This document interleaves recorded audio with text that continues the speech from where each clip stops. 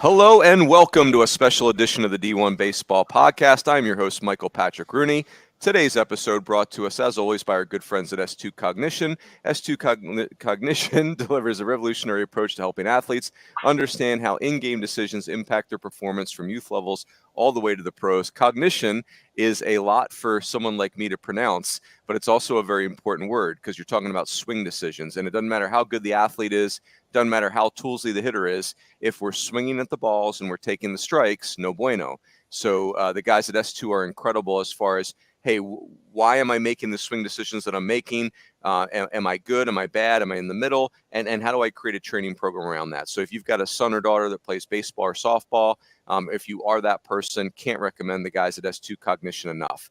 Speaking of people that I would recommend highly, I am joined by the great shooter hunt, the great David Seifert. Now, official titles can be a little formal. You know, we all know Seif is the director of credibility at D1Baseball, and Seif has a fancy title at Prep Baseball, and Shooter's got a fancy title at Prep Baseball. But let's talk about credibility for a second. Seif is one of the only humans I know that's been a cross-checker for an MLB organization and has been a Division I head coach and a junior college head coach, mind you, and pitched in the Big Ten.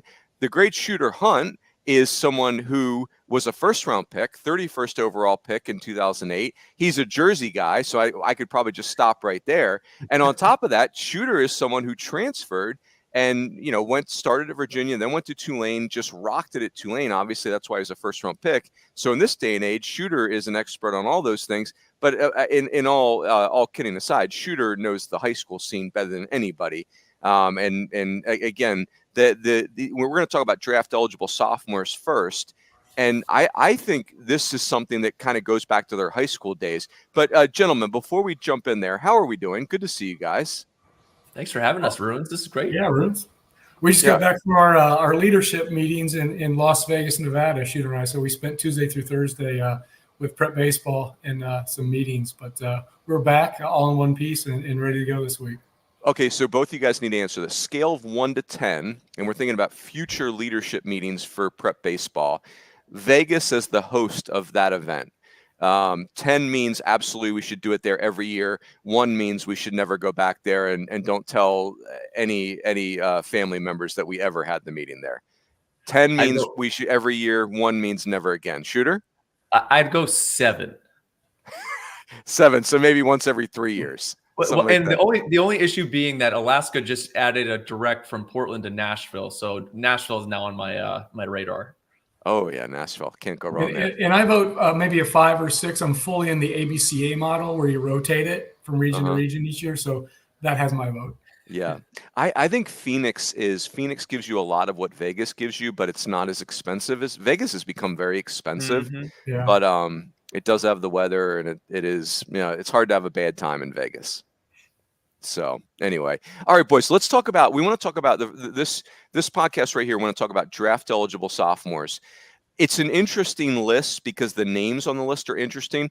But Seif, as we kind of chatted over notes ahead of this podcast, you wrote something very interesting, that draft eligible sophomores in college are a group that goes from kind of less leverage as a high school player to more leverage as a draft eligible sophomore. And we know leverage makes a big difference. Hey, leverage is the key word in any negotiation. And for a player that's negotiating a signing bonus into professional baseball, leverage matters. So tell me why you said that, Seif. Tell us about leverage for draft eligible sophomores. Well, you essentially go from being old for your class in high school. If you're a 19-year-old prep in high school, you know, let's just say you turn 19 in June, and then the draft's in July. So you go from being an older high school guy to fast forward for 2 years.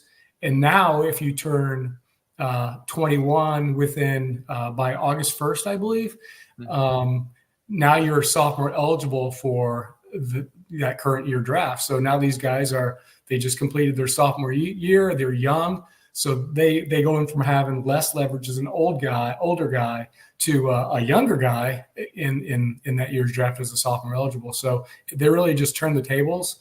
And I think it seems like there's more and more of the better players are sophomore eligibles. I mean, 10 years ago, 20 years ago, I don't think parents I say parents. I mean, they're all. It used to be just in Oklahoma and Texas where you had the 19-year-old high school senior, but now I think it's a countrywide thing. So I think the parents have seen the benefits of not only for the Major League Baseball draft. I think that's way off for a lot of people, but just the fact of a college scholarship. I mean, let's face it, if you're bigger, stronger, faster, you have a better chance of getting a scholarship or whatever sport it may be. So a longer answer, me, I got some long wins sometimes, but I think that's just part of the formula. Like a lot of people are holding back, if you will, their kids, especially their boys, from attending kindergarten as a 5-year-old. Now they're just making definitely a 6-year-old. So I know Shooter has more insight too. Yeah. So Shooter, let me frame it this way. Do you think that's like, if I'm an advisor, like that would be part of my calculus. If I'm a college coach, I would be attractive to these future draft eligible sophomores, because I could say to the family, look, you even if you only played here for 2 years, you'll have maximum draft leverage. Are you seeing that trend? Well, I think it shows mostly. I mean, it's kind of compounded in this year's draft with all these 30-plus draft sophomores who were pretty premium. We're going to talk about some guys at LSU who we expected to be first rounders out of high school, but now I only have to go for 2 years. I can be on campus. I mean, the track record of these college guys to have that success at the big league level is now starting to really shine. So it's a nice excuse to not ride dirty buses in the Sally League and instead take chartered flights in the SEC. Yeah, and I like talking about the SEC in particular, like I'm going to take a shot at the Tampa Bay Rays. It's a wonderful organization. Like, it might be the most well-run organization in all professional sports. However, Tropicana Field would be, I don't know, the 15th ranked facility in the SEC, right? Like it's just, I mean, I'm being dramatic, but I'm not like that far off, right? Like it's I've been to those stadiums, and a lot of them draw way better than they do in Tampa throughout the year. So yeah, no question about it. Hey, so let's do this. I have some questions about some of these players, but let's just start with a personal fave. So Seif, let's start with you. Give me one guy on this list of draft eligible sophomores who's like a personal favorite of yours, and why. Man, there's so many of them, but the one that stands out for me, I saw him play last year as a freshman at the Pac-12 tournament, was Austin Overn, center fielder from USC. I just like his game. I mean, he's an impact talent. There's so many of these guys on here that are impact talents, but as a former leadoff hitter, center fielder, I just got a special affinity for Over and just seeing him last year. And this is a kid, I think if you go back to like USC and read his bio, the guy played football 1 year. He was like all state, all everything in football. He played track 1 year, and I think he won the 100-meter dash in California or something. But any sport he plays, and it was just for 1 year, he said just crazy success. He played football at USC as a freshman, and then played obviously baseball his freshman year. But he's my definite guy. He's an 80 runner. He impacts the game really from home to first, but he's also got that twitchy strength where he can drive the ball to all fields. Right center is obviously more than left center at this point, just because he still pulls off a little bit. And he will be a stolen base threat once he just has some more experience and develops his instincts further. But I mean, he is just as good as guys like Dakota Jordan are with their twitchy strength and their monster bat speed. I just think Austin Overn is a leadoff guy, center fielder. He's a big league everyday guy for me. Seif, I have heard people say that his speed, this is kids fast enough to be a walk-on receiver on SC's football team, right? And that's a pretty good position group. Like as USC is not needing receiver help, right? Like they recruit that position fairly well. But I've heard people say, like, you don't even need a stopwatch to see Overn's speed. And he had 14 triples last year, which looks like a misprint. Is that a fair way to say it? That like you can see his run tool you don't even need a stopwatch. Oh, without a doubt. I mean, just he's twitchy. He's strong. Athletes like him, like he and Dakota Jordan, you don't see too many of those guys in college. Those two are. I mean, Overn has some work to do to be, bat to ball skills. It's not like he strikes out a ton, but just more consistent hard contact. But like you said, 14 triples. Who gets 14 triples? So, yes, for my favorite, it's definitely Austin Overn. Yeah, Go ahead, we're Shooter. super high on Overn coming out of high school too. It was the freak athleticism, but his ground force, his ability, kind of runs angry, can really get out of the box. And then Seif just touched on it, 14 triples, kind of steps away from football, just the ability to get to that high ceiling quicker. He's had a huge fall too. I've seen a lot of triples online throughout the fall too. It's amazing. My Notre Dame football Irish, we need Austin Overn playing receiver for us right now. Like we have a walk-on lacrosse player playing as our number one receiver. But I digress. Shooter, who's your favorite? One of your favorites on this list? You know what? There are like 30 on here that I love all of them. One that's kind of, I would say, a little bit more quiet because he's not in the SEC is a kid named Eli Serrano at NC State. And I'm expecting big things out of NC State this year. And with the cognition test, like that pitch recognition and decision-making stuff, that's something that Serrano has shown at a young age. He came out in the draft with a kid named Roman Anthony, who went, I want to say, the Red Sox, had a huge first full year, got over $2 million, big-time hitter that we loved internally. They were kind of thought of in the same breath. Serrano gets to school. Anthony's doing a great job professionally. I'd expect Serrano to have that type of year. If you're talking about a power hitter, or if you add some more power this year, you're sneaking in that back half of the first round just because of that bat tool. I love that. He is so interesting because he is thin. You know, like that physique is, you know, it's one of. Let me ask you this, Seif. Put your scouting hat on for a second, and Shooter, you're in this realm too. Like when you see Eli Serrano, like, do we assume that he can put a bunch of weight and strength on, or is there like, do we have to be a little bit more discretionary than that and say, hey, is he just like a thin-boned kid that maybe do you know what I'm saying? Like there are some skinny people that can put on a ton of weight and strength, and there's others that's just always who they're going to be. I don't think he's got to put on 50 pounds, you know, just that natural progression of the frame, even 10 to 15 pounds will help him in the next 3 to 4 years. It doesn't have to be too much. I think of just the way the swing works, kind of those old-time Clemson hitters. Was it Tyler Colvin back in the day, about 15, 20 years ago? Those guys could just smooth strokes. And I don't know. I think he's going to have a monster year, and we'll be looking back at this saying, like, we were way low on him. Yeah, NC State's got a really good club too. Like they're going to be very fun. Hey, so Seif, I'm going to pick Dakota Jordan. And I think I'm looking at the D1 site right now, and if I'm reading it correctly, his strikeout rate last year was about 25%. So I have a two-part question for you guys. You're going to take the second part, Shooter, and Seif, you're going to take the first part.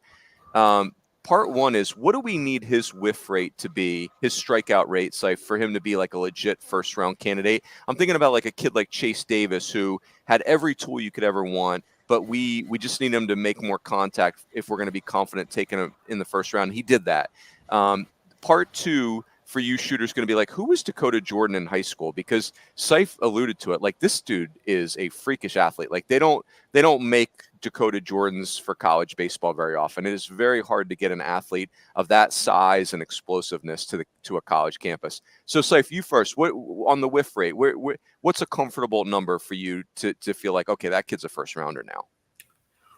I don't know about first rounder, but I mean, I'm traditional. There hasn't been too many, if any, college players that have whiffed more than 20% of the time during their draft year that have went on to become like a meaningful big leaguer. Yeah, they went on to become big leaguers, but the only guy I know that whiffed, and he didn't whiff in his draft year, but Ryan Braun whiffed like 25% his freshman year. I think it was 20% his sophomore year, and then he got it down to like 17 or 18% his draft year. And then went on to become more than just a up, down, cup of coffee big leaguer. So again, long answer to your question, but 20% whiff weight for me would be the absolute maximum for him. But I think we can break it down even more, with the help of our partners at 643, things like that, with the whiff percentage on pitches in the zone and out of the zone. I mean, kind of like Caglione. I mean, he needs a cut down of chasing balls out of zone, right? But his whiff rate on pitches in the zone is really, really good. And I just think for Jordan, if he's not swinging and missing that pitches in the zone, but he's still striking out 21, 22% of the time, that's just a chase thing. And I think guys can develop that, obviously way better than they can swing and missing balls in the zone. So there's no absolute rate here. Generally, I'd say 20%, but then the more granular stats are going to tell the real story. Yep. All right, Shooter, tell us why Dakota Jordan is playing college baseball. Like, how did this kid find his way to us? And by the way, we're thrilled about it. Like, I can't wait to watch him play this year. Oh, he's outstanding. And to add to Seifert, just the whiff rate, the progression from freshman to sophomore year, I think back to rest in peace, Bob Knight. But the best thing about freshmen is that they become sophomores. And the advancements in that 1 year are usually where you see the massive prospects break through. But Dakota Jordan, a lot of the times he was a two-sport kid, went to state as a football player, was going to do some stuff there in the fall. And when you have those two-sport guys, a lot of times they get thrown out. Bo Jackson, he's the next Bo Jackson, which we've had a ton in the past. Hey, this guy's a two-sport guy, Bo Jackson. Dakota Jordan's the closest thing to a Bo Jackson. It's just freakish athleticism, and his ability to create that quickness in a tight window is what really stands out to me. That's how he got to campus. Guys didn't get in to see him. Wasn't a huge mainstay on the summer circuit, kind of quietly, not super quiet, but just wasn't loudly in the national landscape. He was a top 50 prospect for us in the country, so we were very high on him, of course. But didn't play in the strongest Mississippi high school league. So to really go out on a limb and take that guy, especially with a strong commitment to Mississippi State, I think that's how he got to campus. And they're thankful that he did get there. And in watching him a lot over the course of the last year, as a pitcher, you look at it like, this is the time for me to do this, especially with two strikes. And there's a lot of things that he does and the quickness of the hands where you cannot beat him. And there's mistakes that he hits. And if you look, we did dive a little bit deeper into his stats. He hit better in SEC play than he did over the course of the whole year. So there were advancements throughout the year. I know he sat down for a little bit, came back in, ended up hitting in the 3-hole for a state team, which, what wasn't great last year. A freshman who's hitting in the 3-hole going up against SEC draft arms, not an easy thing to do. But it is, like you said, Runes, we don't see guys like that get on campus often. So hopefully these football teams keep bringing these great players to campus like Overn and Dakota Jordan. Yeah, I at the Frisco. Hey, and Runes. Go ahead. Hey, Runes. Yep. I was gonna say, if Shooter gets to drop a Bo Jackson on Dakota Jordan, I need to drop a Corbin Carroll. Although Corbin Carroll's left and Austin Overn's left-right. I need to drop a Corbin Carroll on Austin Overn. It's only fair enough. Yeah. No. It's like, just to give people a better idea of what maybe he looks like and plays like. I would say like I love that comp. Overn is faster than Carroll for me, but not as skilled baseball wise yet. You think it's a fair way to say it? Well, shoot, the guy was playing 5 sports in high school. Yep, very, very fair. Overn was, yeah. One year at a time. Go get him. So great. All right, I'm going to pick a player for each of you guys right now. Shooter, I'm going to ask you about Paxton Cling in a second. Seif, I want you to. So we've got a report from Joe Healy and Mark Etheridge on Colby Shelton this fall that says, like, the report blew me away. When I saw Colby Shelton last year, I thought he was a very nice player, right? He hit 25 home runs as a freshman. He only hit 300. I know I'm a little bit of a dinosaur, but batting average still matters to me for a college player. Like, I want to know that you get hits. And if you're going to be like a future big leaguer, you should hit for a high average in college. That's my opinion. You should, if you're a big leaguer, you should kind of overwhelm college pitching is what I think. So he hit 300. He hit 25 home runs. It's a big number. He was not very good at third base. And what I worried about is he's pretty heavy-legged last year as a freshman. Now the reports come in this fall, Seif, on Colby Shelton. Now that he's at Florida, he's gone from Alabama to Florida, and I saw a picture. He's leaned up, and they say he's playing an adequate shortstop, and Florida is going to run him out as their shortstop.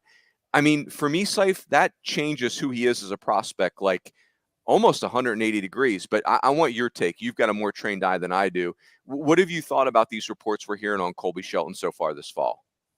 I think your take is right on. I mean, he went from a fringy defender at third base to all of a sudden a guy who can play shortstop. You don't see that very often. I mean, it has happened before, but I mean, that is a different guy as far as what the draft values and what he profiles, into the future. But I think his biggest question mark, with that all said, he hit 25 home runs. I think his biggest question mark still comes down to making quality contact against the fastball, against anything like an average fastball on up. I think it wasn't very hot last year against 92 plus. And I think all eyes are going to be on like, hey, can Shelton turn around 95? Can he survive against the better fastballs? But certainly his defensive profile has been raised immensely. And I did not get a chance to see him this fall. I know Mark covered Florida for us, and so did Joe. But I'm certainly looking forward to see what he can do at shortstop and also, in the batter's box again. Yeah, if I'm not mistaken, his dad is a high school coach. His dad certainly played college baseball, so I'm always a sucker for stories like that. So Siphon, Shooter, I'm going to give you guys, before you do Paxton Cling, Shooter, I'm going to give you guys a trivia, like an over-under question I posed to the other D1 guys. This question is this. Florida now has Brody Dene, who transferred from Virginia Tech. They've got Colby Shelton, who came in from Alabama, and they've got Cags. So the over-under is 2.5. 2.5 is your over-under. How many Florida Gators will hit 25 or more home runs this year? 2.5 is the over-under. How many Florida Gators? Oh, my gosh, they got Luke Heyman could do it too, right? Oh, my gosh. Did you say easy over, Shooter? Yeah. Easy over. Even Cade Curlin. I think Cade Curlin had like 14 last year, didn't he? Yeah, that's right. He's got sneaky juice. 25 feels like a lot for a guy his size, but he can hit. I'd be curious to see how much Cags gets pitched to for him to get the opportunity to hit 25, but I think those other guys can do it. Yeah. He won't take the walk though, Shooter. Like Cags' attitude towards walks is no thank you. They're not going to give him the choice anymore. Well, they're going to have to throw it in the dugout then because or put four fingers up. Saif, what say you? Over or under? I got to go the over too. Yeah, I'm with Shooter. I think there's enough. There's probably 5 of them that could potentially do it. So heck, you only have to be batting. Only have to have 3 of the 5 come through. These balls are still juiced. I'm seeing the exit velos come from the data team throughout the fall. They're all juiced. Oh, I agree. These balls this fall, there's no way you're hitting no way some of these guys are hitting a ball 115 miles per hour off the bat. So yeah, and in fairness, everything's juiced. The players are bigger, the fastballs are hotter, the bats are perfectly manicured to create exit velocity. The balls are hot, like it's the perfect hitting environment. There's just no question about it. All right, so Shooter, let's talk about Paxton Cling. I'm pretty smitten with him, considering he's a Pennsylvania kid who's barely played. Like he hardly played at all for LSU last year. It sounds like he barely played in the Cape this summer, but I know he can run. I stood next to him in Omaha, and I couldn't believe how big he was. He's a big kid. Tell me what you got on Paxton Cling, Shooter. And he's not slow either. He was our number 1 on-campus guy coming out of high school. So we fully expected this guy's got lots to like. We knew he was going to be a draft soft, so we thought there was a chance he could get to LSU. And I had a lot of conversations this summer with some coaches and some scouts just about his process. So he gets to school. It's not his fault. They were just stacked in the outfield. And honestly, a big reason for him not getting those at-bats last year was the fact that he hit right-handed. Dylan Cruz is right-handed. Tommy White's right-handed. They were trying to break it up. Josh Pearson's an excellent ball player, but really gave them a chance, he and Cade Beloso, to get some left-handed hitters into the lineup. Then they go to Omaha. It extends him. So he loses out on 50, probably 40, 50 at-bats in the Cape in that 2-week cycle. Now, every college baseball player would trade 30 at-bats in the Cape for the ring that they got. But it slowed down his process. Now you go back to Baton Rouge. You have your parade. You get all that stuff. You don't get up to the Cape until, after July 4th or so. You don't get as many at-bats. The reps aren't there. So he is definitely behind there. I think the scouts who got to see him in high school, his bat-to-ball ability, his speed, which at 6'3", I think he's 215 now. Getting into high school, or coming out of high school, we talked about him very similar to Dylan Cruz. Now, we don't want to put that kind of pressure on somebody because Dylan Cruz is, a Buster Posey-like talent where we're going to look back at his stats and what he did in college in a historical sense. But he did have that type of skill set. Really good defender, big-time arm. But in high school, coming out of PA, he would go up against the big-time arms, and he always gave great at-bats. The bat-to-ball was there. The power potential, just kind of those freakish metrics off the barrel. So I think LSU fans are going to hope for that. What's great for Cling, and the fact that he did get his growth stunted a little bit last year, is the fact that Tommy White will be there. So just like Shelton at Florida, who's going to have that protector behind him, Cling should see some pitches. And honestly, with what they did at Dylan Cruz leading off last year, Paxton Kling's probably going to lead off, which I don't know. If I'm pitching and I'm grooving a fastball 0-0 to start the game, the box gets mighty small out there against Paxton Cling. Yeah, he's exciting. I can't stress enough. Like, you stand next to him, and he looks a little skinny on TV, but man, it looks like a football athlete, honestly. And a lot of times you lose sight of the freshmen. Oh, this guy's amazing. They're coming back. Like Eli Serrano got a lot of at-bats. Austin Overn. Hey, Paxton Cling didn't play, but that doesn't mean that his skill was just gone, evaporated. Yeah. It was still there, and that's why I think he's probably got the highest ceiling of any of these guys coming for this year. And to put a bow on that, we've got a very interesting track record recently of players that got really no playing time as freshmen that have become stars in college baseball. Looking at you, Wyatt Langford, basically in the big leagues already. Looking at you, Charlie Condon, Carter Graham. I mean, it's a big list of kids that barely played. Next thing you know, they're first-team All-Americans. So, boys, before I want to wrap with each of us picking a pitcher. Before we do that, I want to say thanks to our other sponsor, which is Pitch Logic. It's a system used by players, coaches, scouts, and instructors at all levels of play, from youth leagues all the way to the big leagues. It's easy to use, and it's an affordable technology. It makes the platform accessible to every player at every level, all the metrics and features that are being used at the very highest level of our sport. See pitchlogic.com for more information. Again, that's pitchlogic.com for more info, and thanks again to those folks. So, gentlemen, let's do this. Let's wrap with a pitcher. The list is chock full of position players, but there's some really good arms on here too. Seif, give us a pitcher on this draft-eligible sophomore list that jumps out at you. I'm going to go with one that I've seen the best and probably know the best. He's Yoel Tahada Jr. He's now at Florida State. He was at Florida last year. I don't know how many at-bats he got, but he just got a handful of innings. But two-way guy. I like athletes. This is a 6'8", 215-pound athlete. Moves really well, obviously.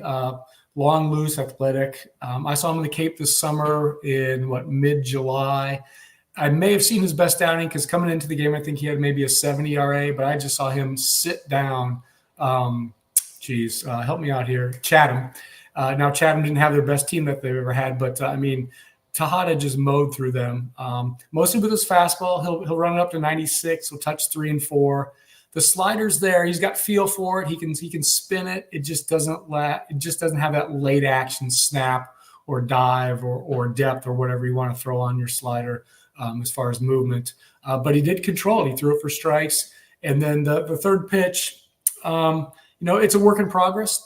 But he did have some swing and miss throughout the game. But I really like him. 6'8", 215, sophomore eligible Yoel Tahada, now at Florida State. And that makes sense why he would struggle to get innings at Florida. I mean, for a lot of reasons, they had a great staff. But he sounds like he's really a front-end guy right now, Seif. Like, you want to give him the ball and give him some space to settle into a game, it sounds like. Yeah, exactly. Run him out there, midweek. Maybe he starts, on a Tuesday or Wednesday, the first half of the season, and kind of go from there. His top end for me, though, is, he's a top 50 overall pick if things click for me. He's that athletic. His arm works that well. He just needs to brush up on the tightness, sharpness, the bite of his slider, and his fastball command. It's not all over the place, but guys like him just need to go out there and keep pitching. He's an athlete. He is an athlete. I believe he's dropped the position player, the two-way role from his resume, and is just going to pitch now. But Florida State did an excellent job of bringing in some, whether they're portal arms like Tahada or JUCO arms like Gavin Adams, and then they got another lefty. I forgot his name. He's from Gulf Coast, Florida Junior College, but Dorsey is his last name. But Florida State did a really good job of bringing in some really good arms. But with just 50 more innings, Tahada, he's a day one guy for me. Love it. Shooter, who's an arm on this list that you like? I thought Seif was going to go with him because he did see him, but Tristan Smith, left-hander from Clemson, he was another guy we were super high on coming out of high school. It's unteachable stuff. He's left-handed, big frame, athletic, played a lot of football in high school. The one thing coming out of high school was the fact, is he going to throw enough strikes? So we knew the breaking ball was there, the swing and miss, the ability to get whiffs in the zone was clearly there. Did better this or last year. Jimmy Bellinger does an excellent job with arms there at Clemson, but then goes up in the Cape. I think it was like 35 strikeouts and 27 innings, only 10 walks. So everything started to look like a starter. And a guy like that who has the higher ceiling, we could, by the midway point, be talking about a top 15 type pick.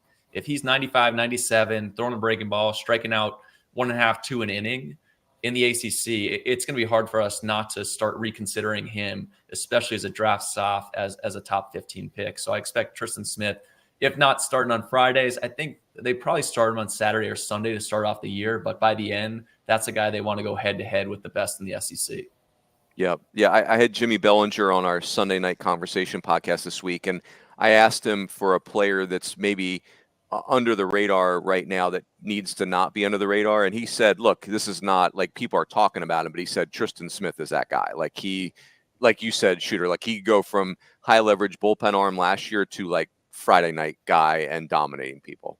Especially in that year. And I mean, everything's so analytical, which is why at Prep Baseball, we're so committed to the tech side of things. And when you see what kind of stuff that those guys can produce, and a lot of guys on this draft eligible soft list, they have that type of upside. And that's why teams invest in stuff like that. I know we were ragging on the Rays early, but I don't think anybody really identifies the talent of that type of upside where this guy can do this, we can get tons of value out of it. There's a big reason why Tristan Smith was at one of the top arms that get to campus, and now it's kind of coming to fruition. Yep, no question. Hey, let's wrap with this name, you guys. I'm not sure who of you have seen him, but I want to figure out how to pronounce the last name. Is it Cade Obermiller? His dad was a big leaguer. I should know how to pronounce it. Is it Mueller or Miller? Seif? I'm asking the wrong guy. You're asking the wrong guy, but I've always went with Mueller because I saw his father Wes in college. I'm that old, but I go with Mueller. Did Wes pitch at Iowa too, or somewhere different? Right. Yeah. Right. He was a righty though at Iowa. Yes. Yeah. So Seif, I'd love both of your guys' comments on Cade. When I saw him one time last year, very early in his freshman year, it was fine. You know, the problem was Iowa's pitching was so like out of control good that it was very like I feel like after you're watching Brecht and Marcus Morgan that weekend, you're like, whatever, Obermiller, right? It's like, sure, you're fine, right? It's like I can't get my mind off of Brecht. But like this is like a lefty with a weird slot up to 97. His whiff rates on his individual pitches are like outrageous. Like I think I read Seif, his fastball, the average fastball in Division I baseball has a whiff rate of like 18%. His fastball has like a 41% whiff rate. I mean, just comical. Like that's 2x of the norm. What's your take on him, Seif? It sounds like he could be a first-round pick very easily too if he keeps progressing. I think when you see how he does it, he's 5'10", 5'11", so he's not a large man. So, okay. And then how he does it is very relieverish. But all that aside, it's definitely first-round stuff. I mean, it's up to 97, and the fastball has like every part that you can grade it. It has the velocity, it has the movement, it has the different arm angle for some deception. So I mean, it's also effectively wild. You know, he's going to pipe you one, but you're not going to be ready for it because the other one just sailed up and away. So He's got everything you need to produce whiffs. It just needs to be refined. He's got a dirty breaking ball. He's competitive as can be. He's got a lot of great things. I hope he ends up a first rounder. At this point, just the package needs some more refinement. But I mean, super talented, super talented with an invisible swing this fastball for sure. Any of those framed lefties, I always equate to where's Christian Chamberlain? Where is he on the Christian Chamberlain list of striking out 15 against SEC teams? But that Iowa team runs. I mean, Sean McGrath came in from the Mariners organization, another Jersey guy, really good analytical data guy who's done a great job developing arms. They're in good hands, and they can shorten some games in a hurry. I would not want to see them in a super regional. Yeah, and Rubes, I think a good comparison for you, the West Coast guy, and you guys can tell me wrong, but I guess Shooter, you're from the state, but is Jerpy? I'm sorry. Jerpy. Lose the H. Jerpy. Thank you. So you know me on last names, but I think that's kind of, and he was a first rounder, so I get it. But like that, but he had a track record of just strike throwing and for in the Pac-12 and on. But that's a similar type of look and swing miss lefty. So he's got a way better breaking ball though, Obermiller. So it's Runes. I was in my 8 for Omaha, so we'll get to that at some point. Love that. That's an awesome pick. It's so funny. I didn't realize Sean McGrath was a Jersey guy, Shooter, because another Sunday night conversation I had this fall was with Corey Muscara, and he mentioned Sean McGrath as really the guy that helped him dive into analytics. Corey had been raised by Ed Blankmeyer, like in that old school, like that's a coaching tree you want to be part of, Ed Blankmeyer, right? But you're asking the question, like, Moose, you're like a Northeast guy with all the tough talk. Like, how'd you become this scientist too? And Sean McGrath was really a key part of Corey's, Moose's development as a pitching coach. I think the college baseball industry needs to get on the Sean McGrath train, because he does bring a lot to the table, and kind of behind the scenes. I'm glad Moose said that, because he's probably one of the top 5-10 guys in college baseball pitching wise with analytics. Yeah, and we'll wrap with this. Sean McGrath was the best dressed pitching coach I saw last year. Socks up with the black and gold Iowa Jordans. I mean, we just talk about elite. It was, look good, coach good type of thing. So, gentlemen, well done. This was a good teaser. This will be a piece and a list that will be out on the website at some point in the near future. Correct, Seif? Correct. Yep. And so look out for that. I mean, obviously, draft eligible sophomore, this is, it's not a new development, but sure is something that's trending to be very, very impactful in college baseball. So that is it. Everyone have a great week, and we will catch you next time on the D1 Baseball Podcast.